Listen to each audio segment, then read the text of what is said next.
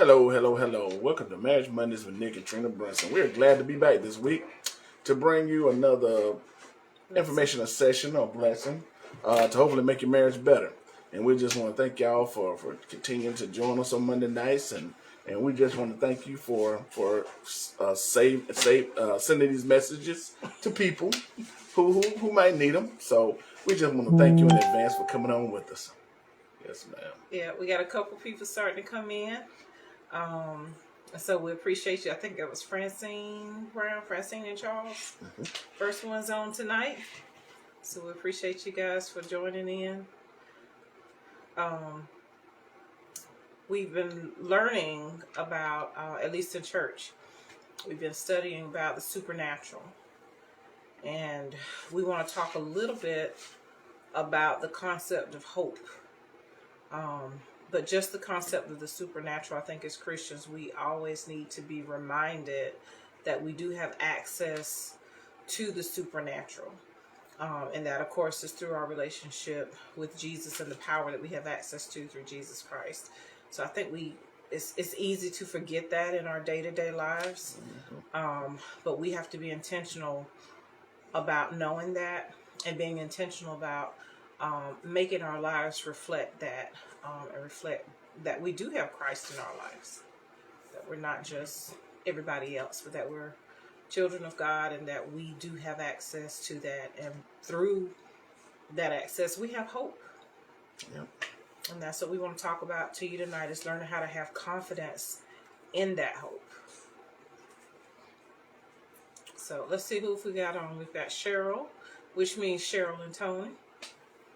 Thank y'all for joining in. Who else you got over there? Sister Sarah Gordon. Yeah, that's a couple going strong. Sarah and Walter Gordon. I know they've been through some life lessons they can share. They have a beautiful marriage, as do the other couples that are on here. So just by your dedication to this, to working on your marriage, we see how important it is to you. Right.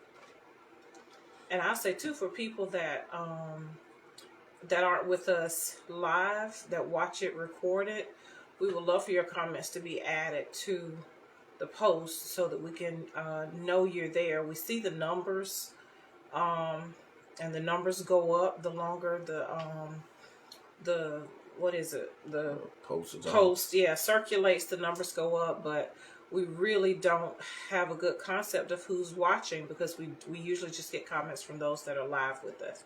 So we are honored to have our Bishop Finance Bush Jr. and his wife joining us. Hi, Geneva and Elgin Wright as well. I see that comment. We appreciate y'all too. Hello. All these beautiful couples on. So we are honored that you would be with us tonight. And hopefully Bishop Bush will chime in too and help us out. We don't want to say anything wrong, or we want to be clear. That's always my thought process, is I want to make sure that what we're saying is coming across clearly. And it's hard sometimes when you don't have people physically in front of you. I can't read your faces, I can't read the body language, to really know what you're understanding and taking in. So the comments help us out a lot, as to if you're understanding, or if a point is confusing. We're more than happy to try to clarify that, but just let us know. Right. Ask questions, comment, share your thoughts. We encourage that. We can't say that enough, how much we encourage that. Are you ready? All right. Well, before we get started, I would just like to comment on how handsome my husband is looking tonight in his cyan colors that you're wearing. All right. You look very, want me to touch you? Thank you. Okay. So I was just making a compliment for the world to see how nice you look. And, you look good. Thank you, ma'am. You're welcome. You always look good on this show. Even when I'm all struggling and scraggly and not shaved. Even if I'm shaved, you still look better than both of us on this camera. So I'm going to give it back to y'all. This is tennis. We're going to play it. Well, thank you. So we're gonna share the love, and I thank you, boo. You're welcome. All right. So what does it mean to be confident? When you hear the word confident and you're thinking about a person with confidence, what does that look like? No doubt. Yeah, no doubt. No, you were asking. Yeah, I'm asking you. Yeah, because they can, maybe they'll answer us. Hopefully they will. What does it mean somebody is confident? My thought is just no doubt. You're sure. Mm-hmm. You're not wavering. Right. It's something that you know, and so your movements, your thought about it, everything is sure. There's no weakness in your thoughts about it or weakness in your expectations. If you're confident of something, Mm-hmm. no doubt, no worry. All right. Yep. Good evening, Trey Smith. How you doing there, Fred? I mean, my boy. And when you hear the word and putting confident and hope together, when you think about hope, because you are a word person, what does hope mean to you? Hope means to me, and I don't have a definition written up. I'm just telling you what I think. I know you might have a dictionary definition, but hope is expectation. Right. It's but hope is not the same as being confident. Hope can leave room for there to be doubt, because if you're hoping for something, then there may be the possibility in your mind that it may not happen. Mm-hmm. And so that's why, to me, adding confidence to that hope is so important. But hope alone means I'm expecting this to happen, but I'm not sure. I want it, Right. but I'm not positive. I'm aware of the fact that it could fail. Right. To me, that's what hope. Right. But when you put both of those words together, you got confidence in your hope. What that means that you have all expectation that what you're expecting to happen is going to go forward. And so that's why we hope in our marriage in Jesus Christ. Our hope is in Him. We know that His word don't return void. We know whatever He say to us or whatever He has told us He's going to do, it will happen. And that is confidence and hope. And now, how can you get that in your marriage? Well, first of all, in order for us as humans, and we know all the flaws that we bring to the marriage and all the things that we cannot be, by putting our hope in Jesus and have that confidence and hope that your marriage is going to work, that's where your marriage works. Even when things get hard, right? Absolutely. Even when things get hard, you can always stand on. I have confidence in the word that it says this about my marriage, and I'm gonna stand on that word even when it doesn't even look like it, which is faith. Right. Faith and hope Go. are good buddies. Yeah, they go hand in hand. Yeah, not the same, but they're definitely right. So we're gonna talk about some things tonight where you can put your confident hope into how to assist in having no doubt about your marriage.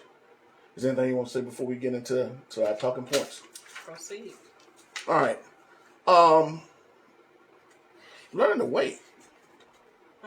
It says learn to wait. What you got?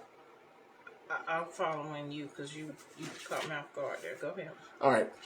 In our studies, what we found learn to wait is something that we looked up. When you're waiting for something to happen, you wait in the expectation that it's going to happen. You can't be too harsh to say that one thing that goes wrong in this marriage and relationship, that I'm just done with it. I'm finished and I'm not going to go any further with this marriage. She done did that to me. He done did this to me. So I'm going to be done with this marriage. Learn to wait and see what happens. See if the other person going to get better at what they're doing to make the marriage a bad marriage. And just continue. You didn't understand that? My wife didn't understand that. And you just say that again. What you didn't understand? Because they learn to wait to see if it's going to be a bad marriage. To be a better marriage. See if the behavior is going to get corrected in your waiting. Wait with patience that the marriage can get better. Now, if the marriage don't get better, then you do what you got to do as a couple to see if it does get better. But you need to learn to wait. Don't be so rash in what you're doing to see if the marriage is going to continue to get bad. So let me ask you this. Yes, ma'am. So if you are having some difficulty within your marriage, you're saying do nothing, just wait. Well, waiting, don't be so reactive to say I'm done with the marriage. Okay. I ain't saying not do anything. That's not what I'm saying. Learn to wait to see if the marriage is going to get better. And we're going to talk about that too. What you're saying. Don't wait, but you can't be so so rash to think if she goes out and does something that I don't agree with, she go out and buy a car that we hadn't talked about, and I know we strained on money. Oh, she don't care nothing about the finances, so I'm done with this marriage.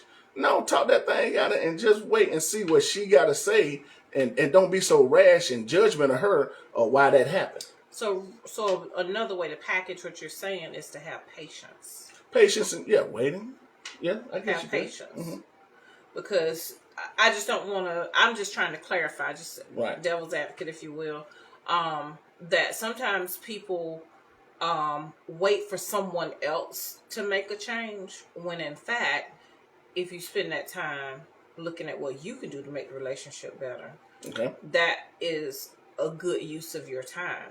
Take the time to pray, to get some direction from God, because it can be frustrating to be married to someone who does nothing, who stays the same. It could come off as being stubborn.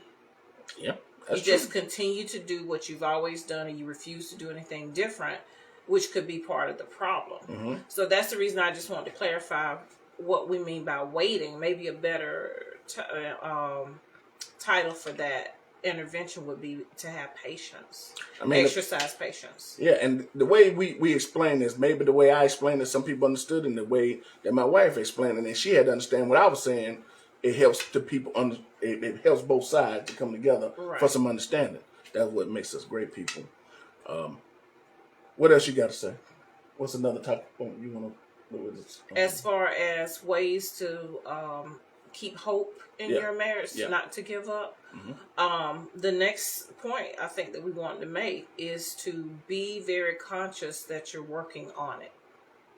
Make sure that you're not just allowing problems to fester and to build, but to be intentional and to consciously work on what it is that is causing there to be an obstacle in your marriage. Things can get better, and it's important for you to know that things can get better, and for you to trust that they will get better. You know, God tells us to cast our cares on Him because He cares about us. He has answers for us. Those things that concern us, God is concerned about those things, and He has answers for us. So this point is to work on it. Don't overlook it. Don't just assume it's hopeless because it looks bad in the moment. It's very important to understand in relationships there are always going to be highs and lows. And if you're only in it for the highs, you're going to be devastated when the lows come, because they are coming. That's just a natural flow of life with anything. Nobody's on 10 all the time. No relationship is at its height all the time. So you have to be prepared for those low points in your relationship, and do that by working on it. And if you're smart, you'll work on it before the problems arise, which is what we try to give you an opportunity to do here on Marriage Monday. You might not be having a hopeless moment in your marriage right now, but that doesn't mean you won't ever have one. You may have had some in your past, because one thing I've learned is the more you learn, you build up your skills for when problems arise. Those problems, when they hit, your lows aren't as low as they used to be, because you've developed the skills to kind of curtail that thing when it happens. And so what used to take you out as a couple can't take you out anymore, because you've developed some skills so that you can manage it better. So my advice is work on it. Yep. Always be working on strengthening your relationship skills. And anything that's worth having is worth working on. You just have to work on it in a way that's going to be productive for both parties. And if you can get that done, that'll make your marriage a lot better. And both people got to come together when you're working to actually to do that. Got to do the work. You absolutely have to do the work with both people involved. So what happens when one person is unwilling to work on it? You can always work on it yourself. You could be the instrument of change in both you and your partner. And that's actually another talking point. Is I say both people have to be together in order for it to work. It works faster if both people are working on it. But if for some reason I have the hope that I don't want this relationship to end because, maybe I have not, got into one of her deal breakers or whatever. She had invaded one of my deal breakers in the marriage, and it's just we're just out right now of each other. I'm tired of this. I'm tired of that. I'm tired of this. You can actually be the change that both of y'all need in a relationship by working on who On yourself. yourself, yeah.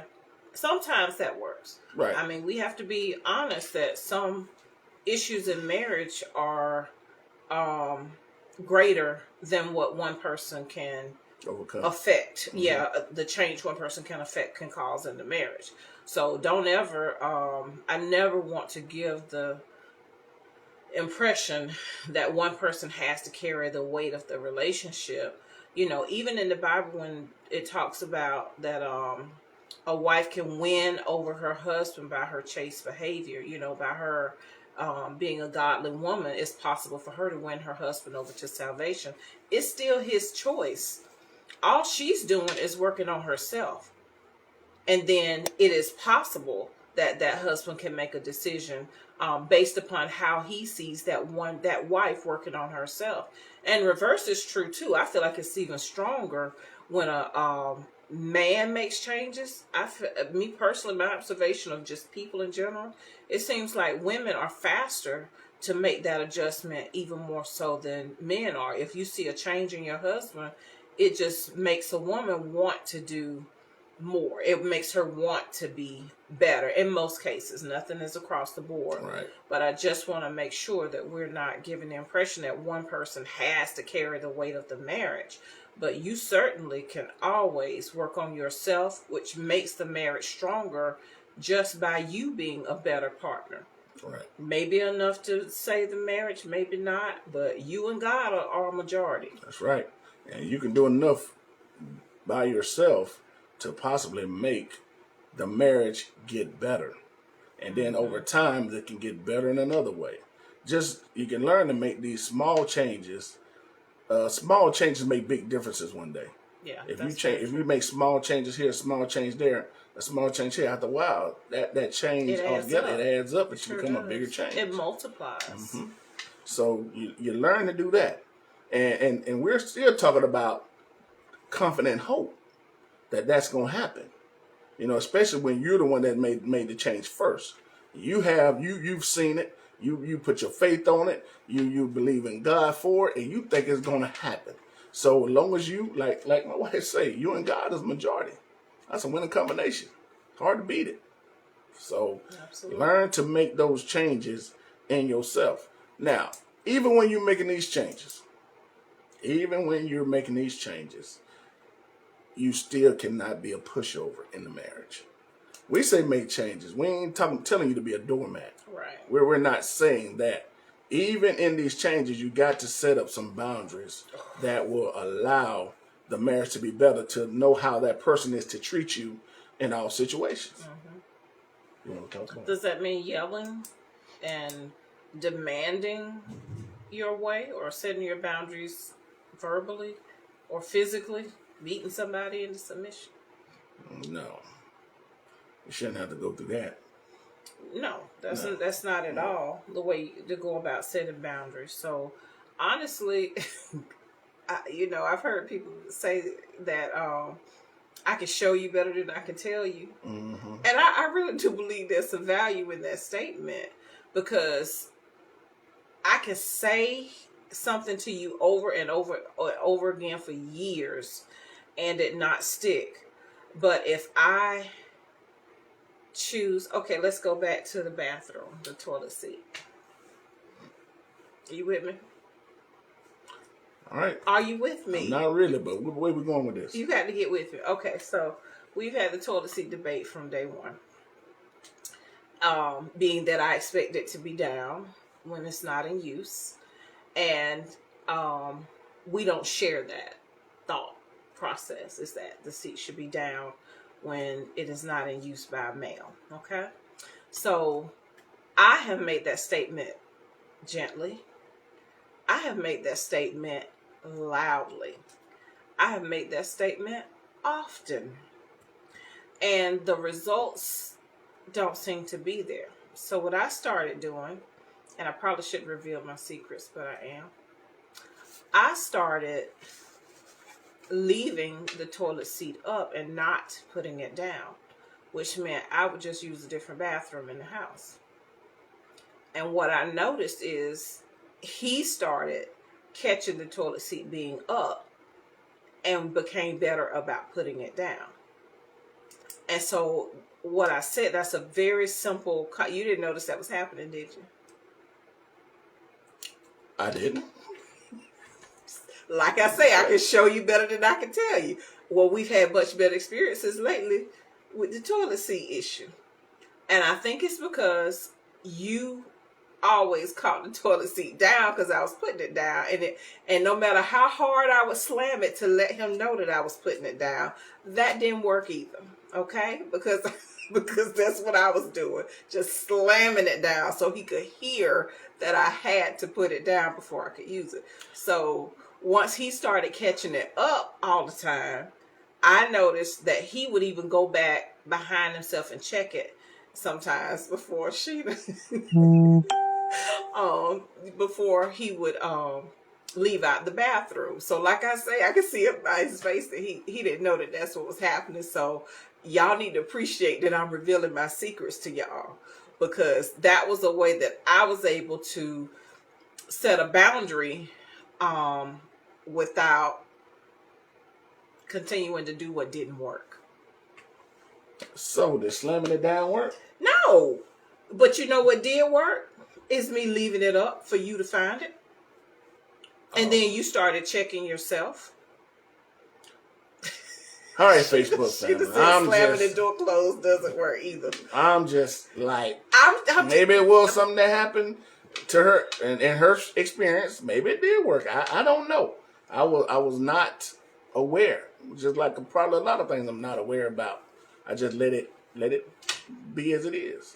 So if that worked, more power to you. But I am a little bit more cognizant about leaving the toilet seat up. Because you find it up. Well, before you were never finding it up. I was always putting it down. Well, you begrudgingly. Well, you know very what? Angrily. Honestly, just sitting here thinking about it. When I saw it up, I thought I left it up. You always leave it up. Well, I thought I did then too. But let me put the thing down. That's my point. That is exactly my point. I don't put it up ever unless I'm cleaning it. I just thought I left it up. And I guess your point worked. And it was up all the time. Like, man, I know I didn't leave this toilet seat up, but let me put it down. So it worked, people. I give her credit for that. So that's a boundary that you ain't got to be loud with your boundaries like she just revealed tonight. That's pretty good, boy. I'm telling you, boy. I started out to reveal my secret, but it was a good one. But that's all right. You might have helped somebody out because doing it in a way that seemed aggressive didn't work. No, I've been trying for 25 years or 20. How long we been together? Well, And now I still leave it up at times now, people. It ain't fully come across now. But this on the night, now I might be like, okay. It'll stick. It'll stick tonight. Okay. Well, look at that. Call me out on look at the in front of all these partnership. folks. That's cool, though. It's all right. I called you out. Mm-hmm. Leaving the toilet seat up. But we've talked about it several times. I didn't think it was anything you would care about. I'm right. sorry. Okay, we're good. We all right, people. So, point accomplished tonight. I guess that she was confident in that hope that I would stop leaving that toilet seat up. But we here. Good lesson. All right. You want to say more about setting boundaries? That was that was our last talking point, kind of. Okay. And just setting those boundaries does help the relationship because you actually have a way of teaching a person how to treat you. If that line wasn't crossed before, if you've been at that person about doing something, and you just continue to do it, like my wife says, slamming it didn't work, telling me it didn't work, doing something different, help. And maybe that person may not see it the way you see it in those certain way, but learning to work on it and trying to set those boundaries in place so you can be comfortable in the relationship, it works. All right. So that's all I have to say about that. Okay. So the bottom line is we want you to be confident in hope. And I hope that's the message that came across. Honestly, your hope is in Christ. And we just want to keep you mindful that you do have hope through Christ. As a child of God, never forget that you have access to Jesus, the greatest power there is in the world. You have access to it in the world and beyond. You have access to it through God, through accepting Jesus Christ into your life. Learn how to make that work in your life. Learn how to use that to bring about positive change in your relationship and in your personal growth. That's extremely important. It's for you to make sure that you are taking time to study, to learn God's word, to make sure it is applying to you in your personal life, and then you're showing up as a better, stronger child of God. It makes your marriage better overall when the two individual people show up strong. Mm-hmm. So I think that's pretty much all we have. As always, you guys are welcome to join our church Facebook page. It's not just for members. It is for the body of Christ as a whole, to give you access to the Word of God. And there are life-changing messages on there. Support for those that are grieving, which is all of us. That deal with grief and loss. It's just a fact of life. Just as sure as you live and breathe, you're going to deal with some grief and loss. And so we encourage you to join in. There's a class sort of very much like this one, just a Zoom presentation from some people that have lived it and that are gracious enough to share their experiences with it. And Sister Rosa, with the professional training that she's had through the years, it's just a very valuable ministry. So we encourage you to tap into that as well. Of course, we have marriage ministry and the lessons we get from Bishop Bush. All of this stems from the assignment that he has through Christ, that the assignment that this ministry has been given to reach the world. So please, please, please, just click join our page so that you can have access to that information, which will help you with your personal growth, your spiritual growth, all around. All right. Thank you, Elder Simpkins, for saying love the discussion. We always love to come on here, and when we talk sometime, we bring up little surprises that get each other. Like tonight about the bathroom. We did not discuss that in the planning meeting, y'all. Was that off limits? I ain't gonna say it's off limits. I didn't think so. So we're good. You know, we're good. So we're good. We're good people. We are. I love my wife. You do. I do. I love you. You my too. boo. But with that said, from the lady and the coach, we love y'all. Good night. I did start